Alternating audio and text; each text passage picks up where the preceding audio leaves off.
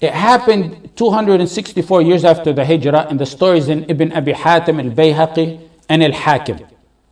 They narrate that Muhammad al-Razi said, I went with Abu Hatim al-Razi to visit Abu Zur'at al-Razi while he was on his deathbed.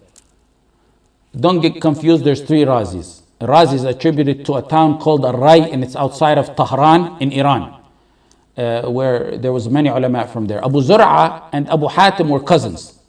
Muhammad al-Razi said, I went with Abu Hatim al-Razi to visit Abu Zur'at al-Razi while he was on his deathbed. Abu Zur'a is the most famous one out of them, most knowledgeable of these three Razis. And he's possibly the most famous Razi in hadith. He was like a Shaykh and mentor to the other two. Muhaddith, alim, and he's their Shaykh and mentor. Muhammad al-Razi told Abu Hatim, let's go prompt Abu Zur'a to say La ilaha illallah. He's on his deathbed.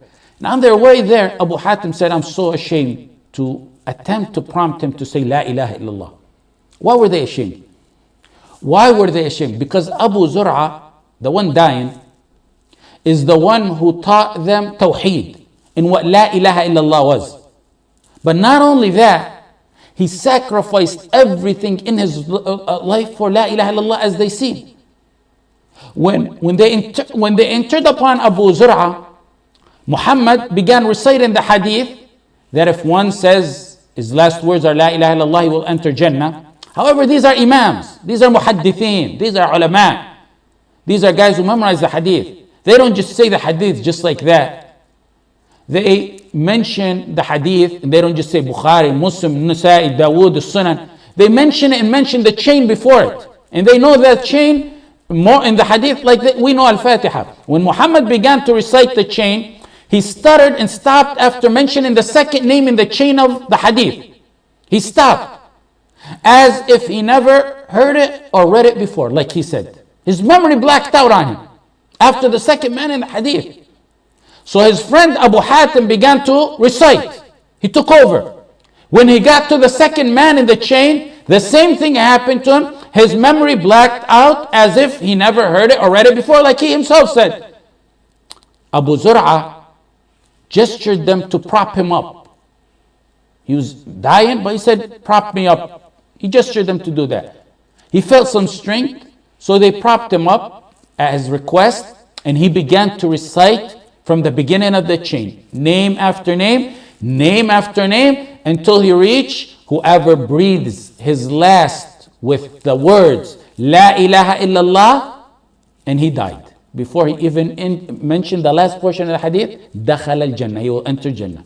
Look, subhanallah, how Allah subhanahu wa ta'ala, when he wants a righteous person, how Allah will make him die.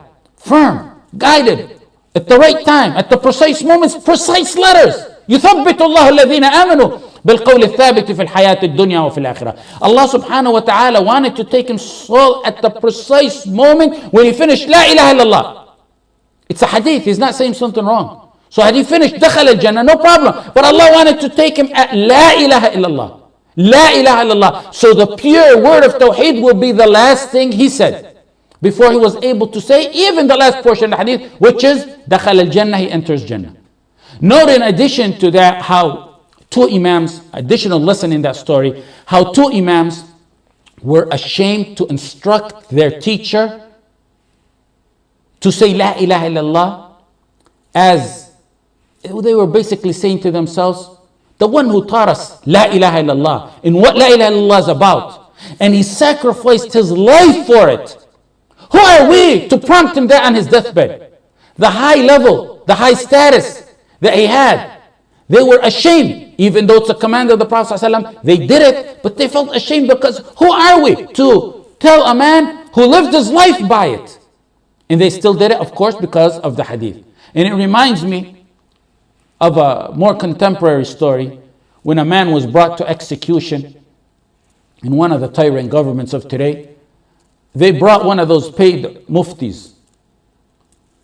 And that mufti's job is to prompt the one going to be executed to say La ilaha illallah. And the one being executed is being executed for speaking the truth.